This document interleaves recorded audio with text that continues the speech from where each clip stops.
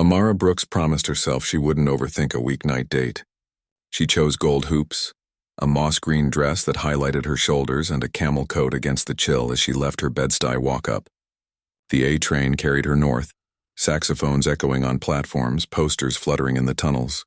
By the time she climbed the stairs into Harlem, streetlights glowed warm. Laughter spilled from a doorway where a band was warming up, and she repeated her rules in her head. Keep it light, keep it honest, keep an exit plan. The supper spot buzzed with low conversation, silverware against plates and a trumpet that softened the air. Guided to a booth at the back, she checked her phone. 6:56 p.m. Her match, Marcus, had chosen the restaurant, and she thought it was a good sign. At 7:03, she sent a friendly text. "I'm at the back booth." At 7:07, his reply appeared, running late. Teamings. She ordered sparkling water and tried not to feel let down. At 7:18, the second message arrived, simple and sharp. "So sorry. Something came up." "Rain check?" Amara exhaled fully and set the phone down. She could leave, catch the train home, and tell her neighbor, Ms. Jenkins, that yet another maybe had turned to nothing.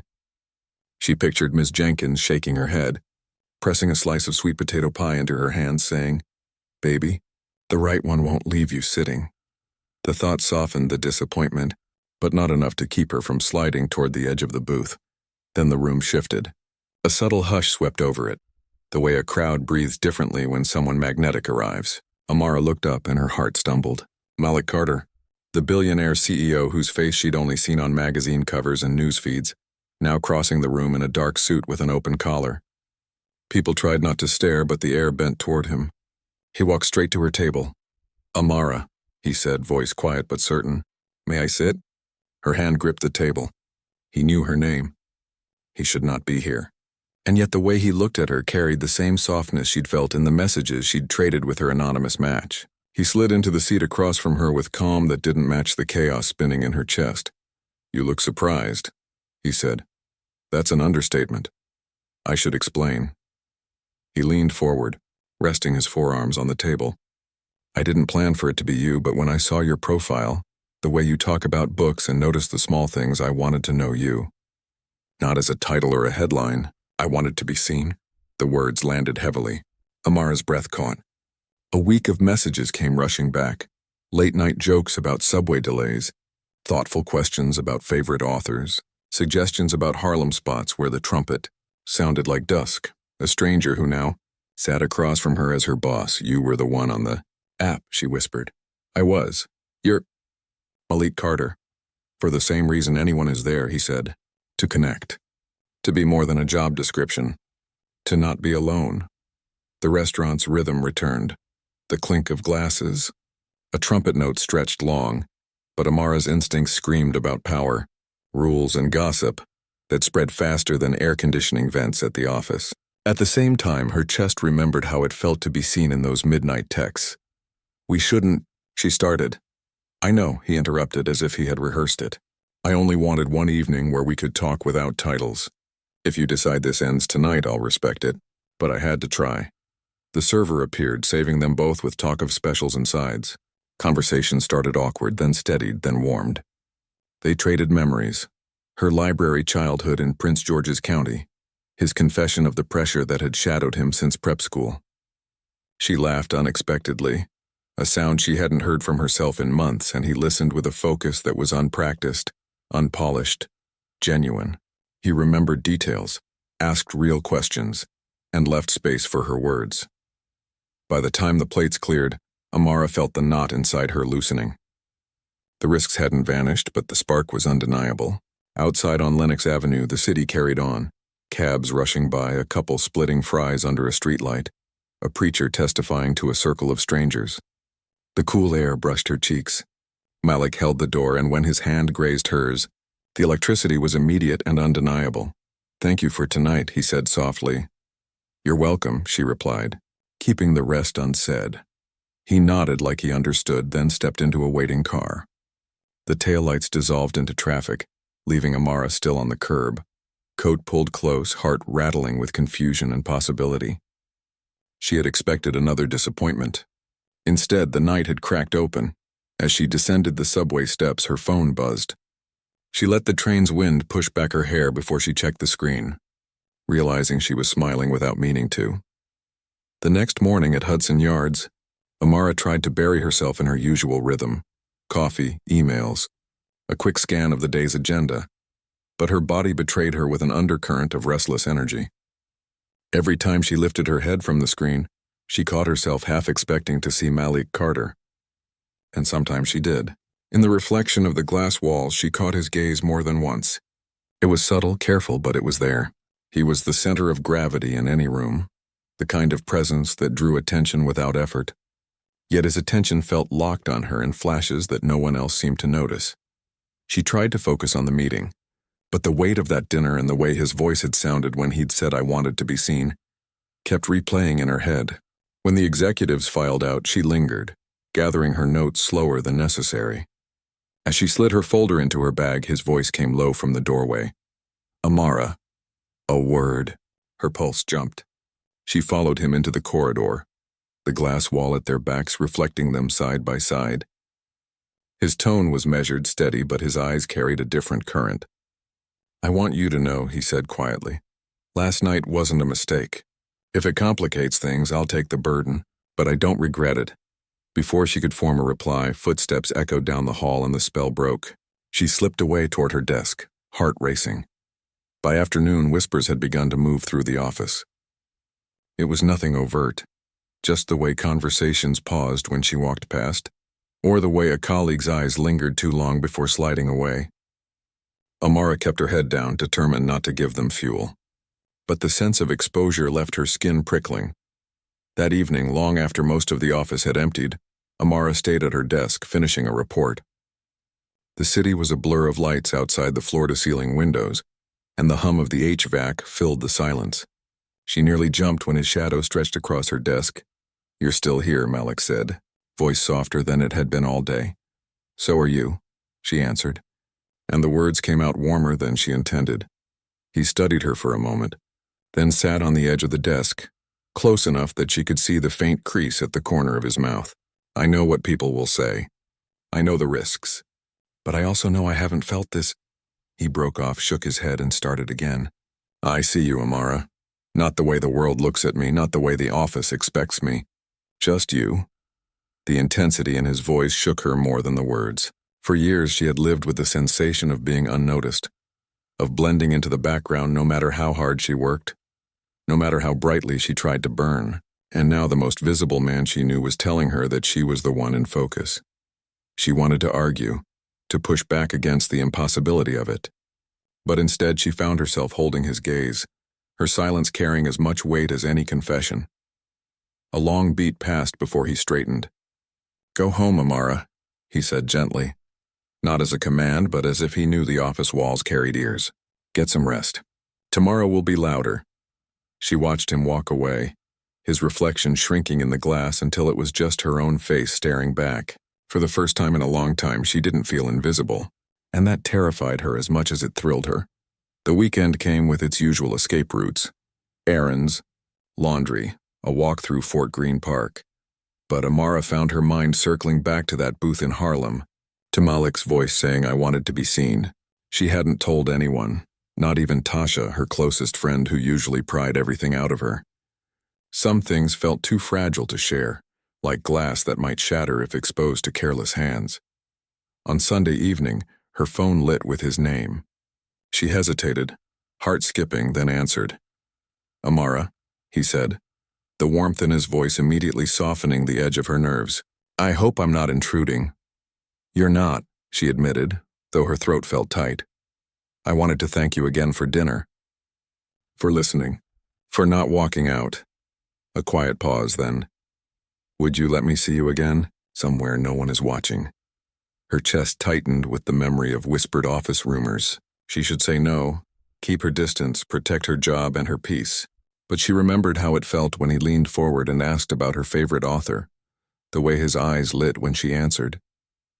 Against her better judgment, she said yes. They met at a small cafe tucked into a side street in Clinton Hill, the kind of place with mismatched chairs and chalkboard menus. Malik wore a simple sweater and jeans, blending in so well that no one gave him a second look. He looked younger like this, less constructed, as though he had stepped out of his own shadow. They ordered coffee and sat near the back. At first they spoke cautiously about music, neighborhoods, the best food trucks, but the conversation deepened quickly. Amara told him about summers spent in Prince George's County libraries, how stories had always been her refuge. He told her about the weight of expectations he'd carried since his teens, how every choice felt scrutinized, how loneliness could still stretch wide even in rooms full of people. The more they spoke, the easier it became. Laughter slipped between confessions and silences turned companionable instead of awkward. When she teased him about never reading Toni Morrison, he promised he would.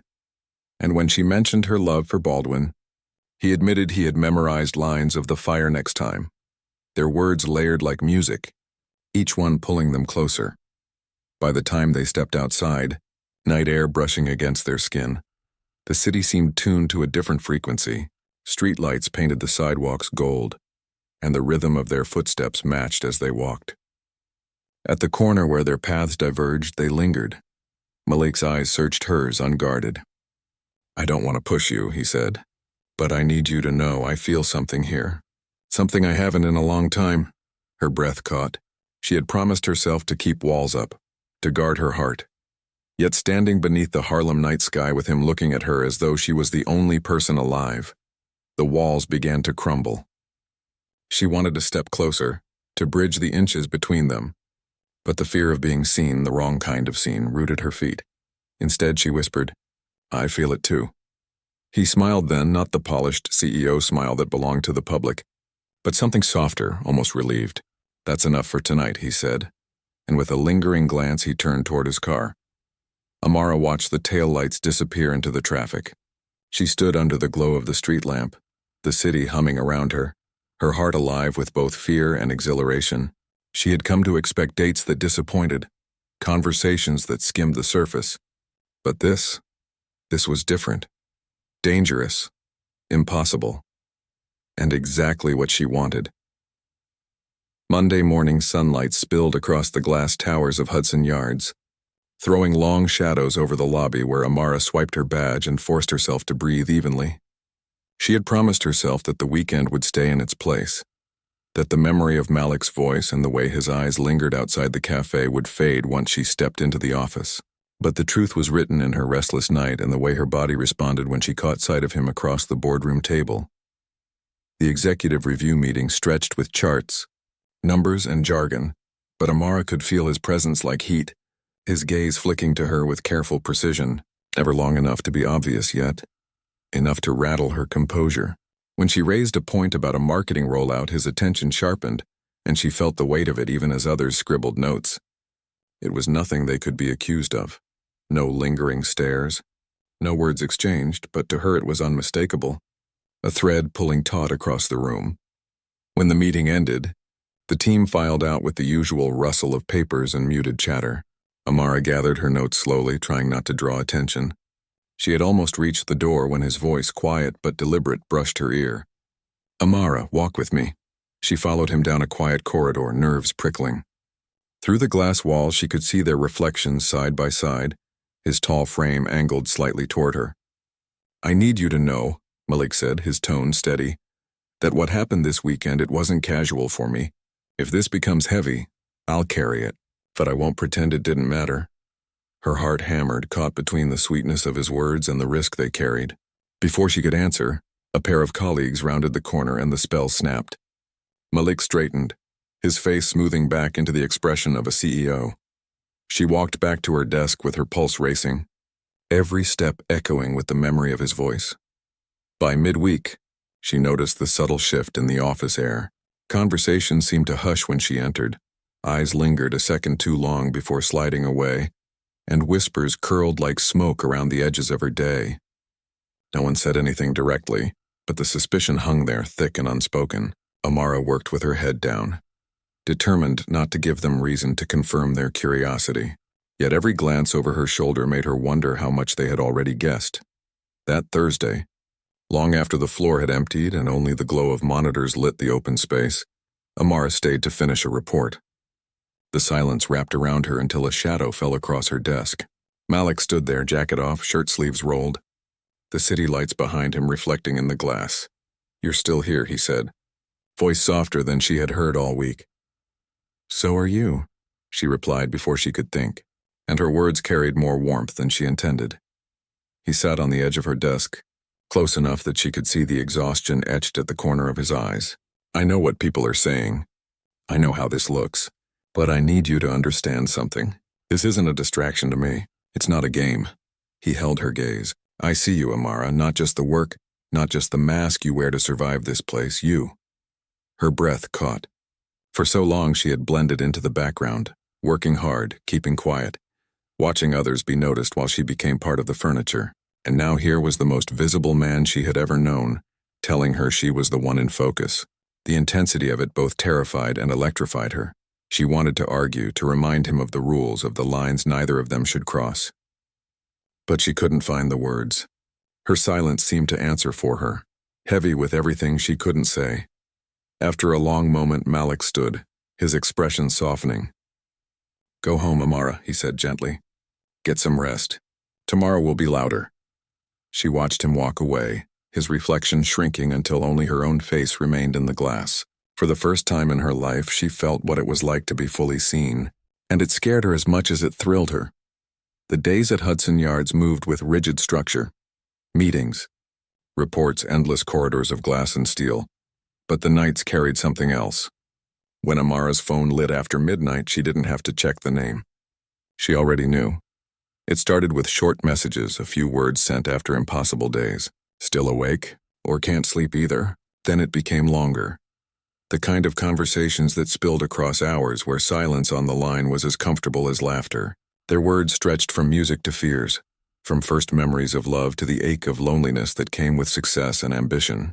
He told her about boarding schools where he had learned how to wear armor in the shape of a blazer and tie, about how money could open every door except the ones that mattered.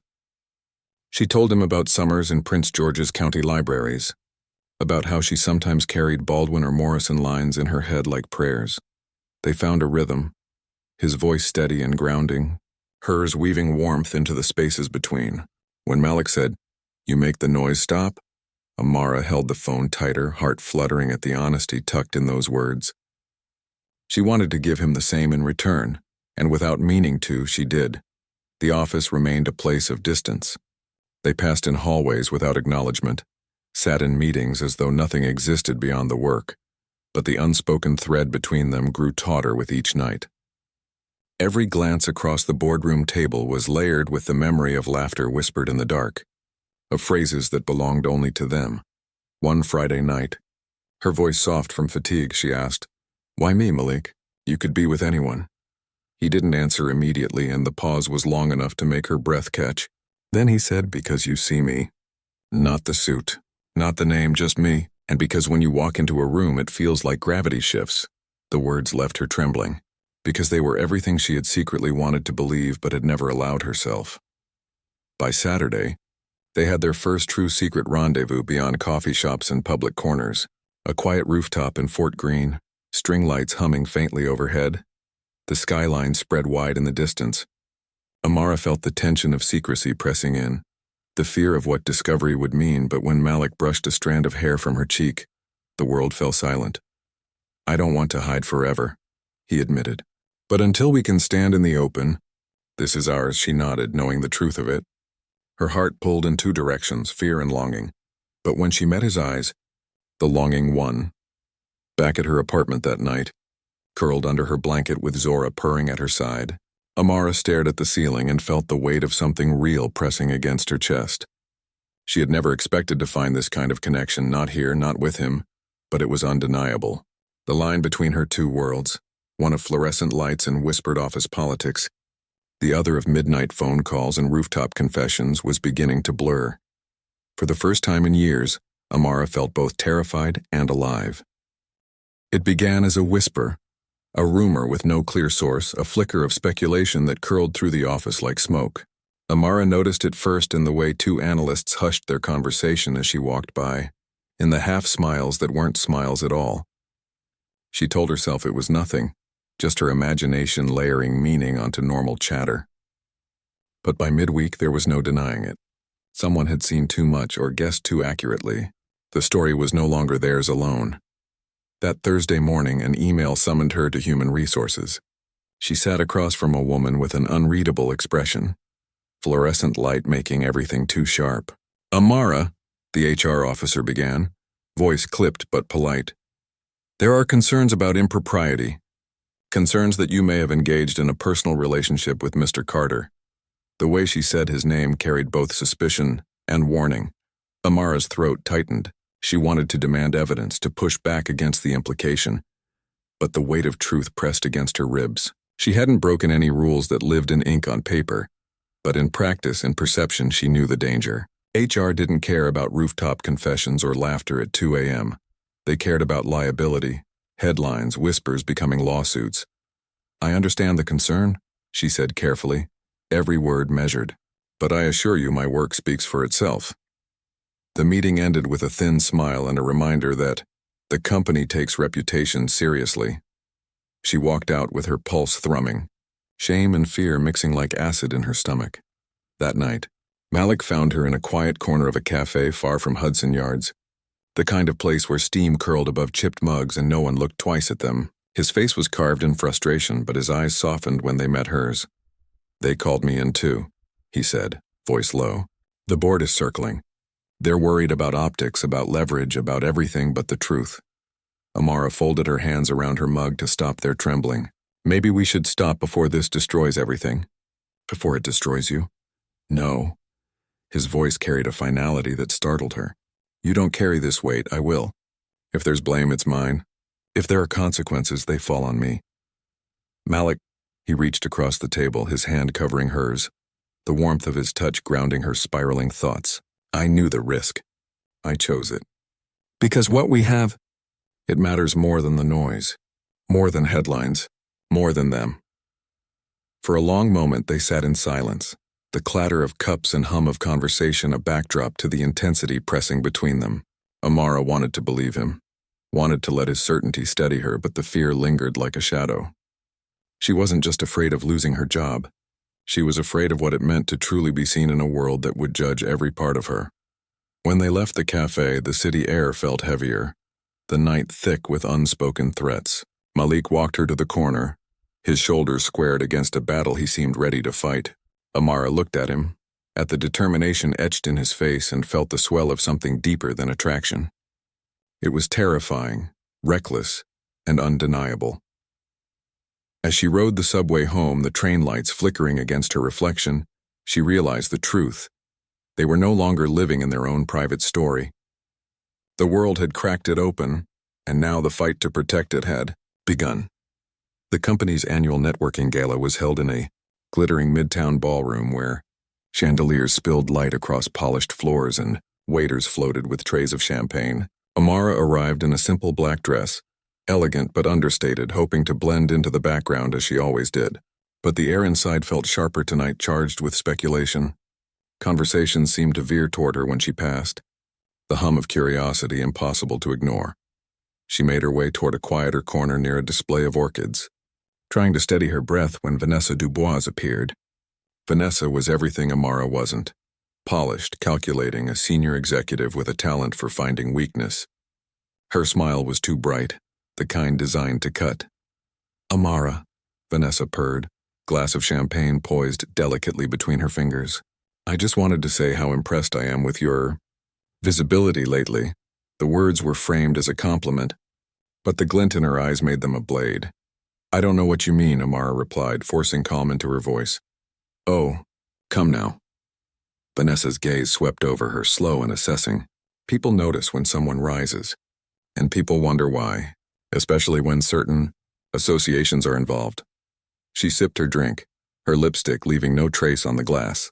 Be careful, darling. This world doesn't forgive women like us easily. Before Amara could respond, Malik entered the room. The energy shifted instantly, a subtle ripple that moved through the crowd. His presence commanded attention, and when his eyes found hers, the connection sparked even in the crowded hall. He moved toward her, but Vanessa blocked the path with practiced grace, turning her body just enough to delay the inevitable. You see, Vanessa whispered, leaning closer. Even the way he looks at you is a story people are already writing. Decide how you want to be cast. Amara felt the sting of the words long after Vanessa drifted away, her perfume lingering like smoke. Malik reached her then, his expression calm for the crowd but threaded with concern. "Are you all right?" he asked softly. "I will be," she said, though her hands were trembling. The rest of the night passed in a blur, smiles exchanged, hands shaken, polite laughter filling the air. But beneath it all, Amara felt the undercurrent of judgment. The whispers weren't just office gossip anymore. They were shaping into a narrative, one she had no control over. In the days that followed, new company memos appeared in her inbox. Policies tightened, language about professional conduct sharpened. She could feel eyes on her every move. Colleagues gauging her worth, her legitimacy, her place. Janelle, who once shared jokes with her over coffee, now kept her distance. Even Tasha sensed the weight in Amara's voice when they spoke, asking questions Amara couldn't bring herself to answer. One evening, sitting at her desk after everyone had gone, Amara stared at the glow of her screen and felt the doubt gnawing at her. Was she reckless for believing in this? Was she jeopardizing everything she had worked for? Malik's certainty steadied her when they were together, but alone the whispers pressed in, threatening to unravel her resolve. She closed her laptop, the reflection of her own tired face staring back in the dark glass. For the first time, she wondered if love strong enough to defy the world could survive the knives sharpened in its shadow. By late autumn, the walls of Hudson Yards felt tighter, the glass offices more like cages than windows. Articles had begun circulating online, hinting at impropriety inside the company, each headline more suggestive than the last. None named her directly, but Amara could feel herself in the subtext, the unnamed employee, the speculation in the comments. At her desk, she worked harder than ever, triple-checking every report, answering emails faster than anyone else, but still the air around her thickened with suspicion. One morning, she entered the elevator to find two colleagues already inside. Their laughter cut off abruptly when they saw her, and though no words were spoken, the silence was louder than anything they could have said. She held her chin high until the doors opened, but inside her chest, shame burned. That night, she met Malik in his penthouse overlooking the skyline, a space that seemed untouched by the world's mess. But even there, the tension followed. He poured her a glass of wine, tried to talk about the book he was finally reading because of her. Morrison, underlined passages already marked, but her mind was elsewhere. "Malik," she said finally, setting the glass down with trembling hands.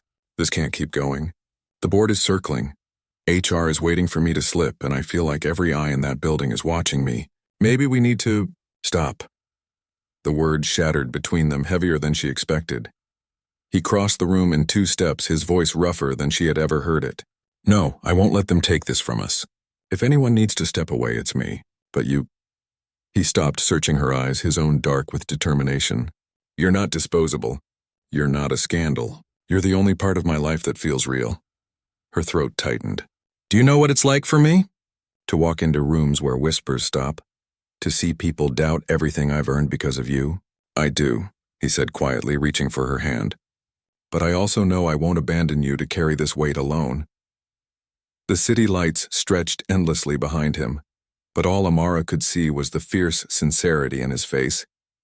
She wanted to believe him, to let his certainty shield her, but the fear was louder that night. She pulled her hand away gently and stood, the distance between them sharp as a blade. "Maybe love isn't enough," she whispered. His jaw tightened, but his voice stayed steady. "Then I'll prove it is." The silence that followed was unbearable, thick with everything unsaid. She left soon after, her coat clutched tight around her as she stepped into the cold. The wind cut across the street, but it was nothing compared to the ache twisting inside her. On the subway ride home, surrounded by strangers who didn't know her name, Amara stared at her reflection in the darkened window. For the first time, she let the thought sink in. Maybe she couldn't survive this. Maybe the world would crush them before they had the chance to stand in it together. The storm broke on a gray Thursday morning.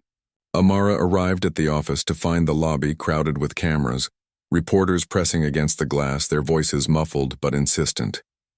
Her phone vibrated nonstop. Articles, notifications, links sent by colleagues she barely spoke to. The headlines were blunt now, no longer hiding her in anonymity. Billionaire CEO's secret affair with employee. The company name was dragged into it, her face pulled from LinkedIn and plastered beside his. Security guided her through a side entrance, but the damage was already done. Her inbox filled with messages she couldn't bear to read. Her desk felt radioactive, colleagues sneaking glances as though her very presence confirmed the rumors. By noon, she was summoned upstairs, not to HR this time, but to the boardroom itself. 12 pairs of eyes waited, their expressions carved from stone. Malik stood at the head of the table, shoulders squared, his calm hiding a storm she could feel even from the doorway. One director spoke first, voice sharp with disapproval. "Mr. Carter, the company's reputation is at risk. This relationship is untenable. We need you to make a statement. Distance yourself, deny it, protect the brand." Amara's stomach turned. She knew this was the moment. He could disavow her, frame it as gossip, sacrifice her to preserve himself. The board expected it. She braced for it, but Malik didn't flinch. His gaze swept the room before landing on her. "No," murmurs erupted. He raised his voice clear and unwavering. "I will not lie. Yes, I am in a relationship with Amara Brooks. She is not a liability. She is not a mistake. She is the woman I love." The silence that followed was seismic. The board shifted uncomfortably, some outraged, others stunned, but Malik pressed on. "If this company cannot withstand the truth, then it is weaker than I thought. I will not sacrifice her to protect optics." Amara's breath caught. The words were impossible, reckless, and yet they wrapped around her like armor. For the first time since the rumors began, she felt protected, not exposed. That evening, the press gathered in front of the building, the air buzzing with anticipation. Cameras flashed as Malik stepped up to the podium, Amara at his side. He adjusted the microphone, his voice steady as he spoke. "There has been speculation about my personal life. Let me make it plain. Amara Brooks is the woman I love. I will not hide her, and I will not allow her to be diminished. Our relationship does not diminish her integrity or her accomplishments. If anything, it is the most honest part of my life." The crowd erupted in questions, the frenzy of media insatiable, but Malik's words had already landed. For once, Amara didn't shrink under the flashing lights. She stood beside him, her hand finding his, their fingers interlacing as if daring the world to try and separate them. Later, away from the chaos, he led her to the rooftop garden of his Fort Greene penthouse. The city stretched around them, lights glittering like stars at their feet. The weight of the day still pressed on her, but in his presence it felt lighter, as though he had absorbed the worst of it for both of them. "I meant every word," he said quietly, pulling her close. "I would burn down every boardroom before I let them erase you." Her chest tightened, tears stinging her eyes. "You risked everything." "I did," he admitted. "And I'd do it again." He reached into his pocket, and when his hand emerged, a ring caught the light. Simple, elegant, timeless. He held it out, his voice rough with vulnerability. "Amara Brooks, will you marry me?" The city seemed to hold its breath. Amara felt the world tilt, every fear, every doubt colliding with the fierce certainty in his eyes. She had spent so long fearing invisibility, then fearing exposure, but in this moment she knew the truth. She had been seen, fully, completely, and loved anyway. "Yes," she whispered, the word breaking into a smile through her tears. He slid the ring onto her finger, and the rooftop filled with the sound of the city below, horns, voices, the hum of life carrying on. But for Amara, it all blurred into silence. She had found the one thing louder than fear. 6 months later, spring sunlight poured across the brownstones of Bed-Stuy, dappling stoops with warmth and coaxing tulips from window boxes. Amara stood at the open window of the apartment she now shared with Malik. Zora curled on the sill, the smell of fresh coffee drifting through the rooms. Life had not quieted entirely. The world still watched. Headlines still circled, but inside these walls, there was peace. She had left the company months ago, choosing her voice over someone else's approval. Now she spent her mornings writing, words filling pages with a freedom she hadn't known before. Malik still carried the weight of boardrooms and decisions, but he carried them differently now.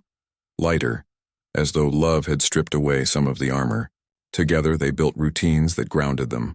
Grocery runs to the neighborhood market, Sunday walks in Fort Greene Park, evenings spent with books in hand and jazz humming low in the background. Their wedding had been small, intimate, strung beneath glowing lights in the garden of Ms. Jenkins, who cried louder than anyone when Amara walked down the aisle. Tasha stood at her side, beaming, while Malik's vows carried the same quiet force as the words he had spoken months before. I see you. I will always see you. The city had not stopped talking. But Malik had rewritten the company's rules, transparent policies about relationships, protections for employees, an acknowledgement that honesty mattered more than pretense. Some directors grumbled, some investors threatened, but the foundation held. What began as scandal was now a story of change, and Amara no longer felt like a shadow in its margins. On quiet nights, they returned to their rooftop. The skyline stretched in every direction, the hum of the city folding around them. Malik would pull her close, his arms steady across her shoulders, and whisper the words that had become their ritual. You are seen. And she would answer with the truth that anchored her, and so are you.